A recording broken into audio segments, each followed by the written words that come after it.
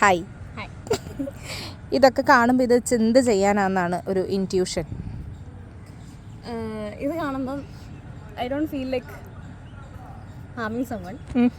അല്ല, ഈ ഐറ്റംസ് എല്ലാം കൂടെ ചേർത്തിട്ട് എന്ത് ചെയ്യാനായിരിക്കും? ഗിഫ്റ്റ് പോലെ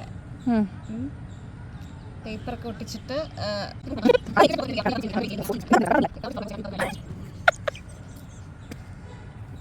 സോ നമ്മൾ ചെയ്യാൻ പോകുന്നത് കിൻസുഗി എന്ന് പറയുന്ന ഒരു മെത്തേഡാണ്. കേട്ടിട്ടുണ്ടോ? ജാപ്പനീസ്.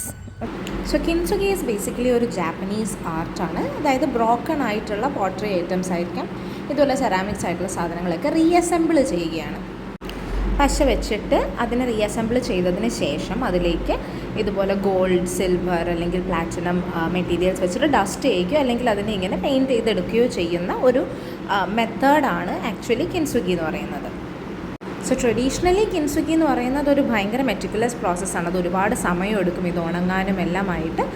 ആൻഡ് ഇതിൻ്റെ ഒരു റിസൾട്ട് എന്ന് പറയുമ്പോൾ മേ ബി ആ പൊട്ടുന്നതിന് മുമ്പ് ഉണ്ടായിരുന്നതിനേലും കുറേയും കൂടെ ആ ഒരു ഒബ്ജക്റ്റിനെ ബ്യൂട്ടിഫൈ ചെയ്തെടുക്കുന്ന ഒരു സംഭവമാണിത്. ബേസിക്കലി ഇതൊരു ജാപ്പനീസ് ഫിലോസഫി ആയ വാബി സാബിനെ ബേസ് ചെയ്തിട്ടുള്ളതാണ്.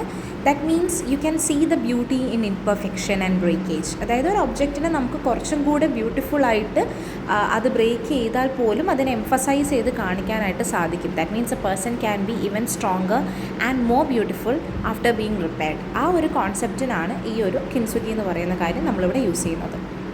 സോ നമ്മളുടെ ഫ്ലോസിനെ ഹൈഡ് ചെയ്യാതെ അതിനെ കുറച്ചും കൂടെ ബ്യൂട്ടിഫുൾ ആയിട്ട് ഹൈലൈറ്റ് ചെയ്യാണ് ഇവിടെ ചെയ്യുന്നത്. ഇങ്ങനെയുണ്ടായി കിൻസുഗി. ഇംപെർഫെക്ഷൻ ഒട്ടിക്കാൻ പറ്റുമോ? But it may take some time. Yeah.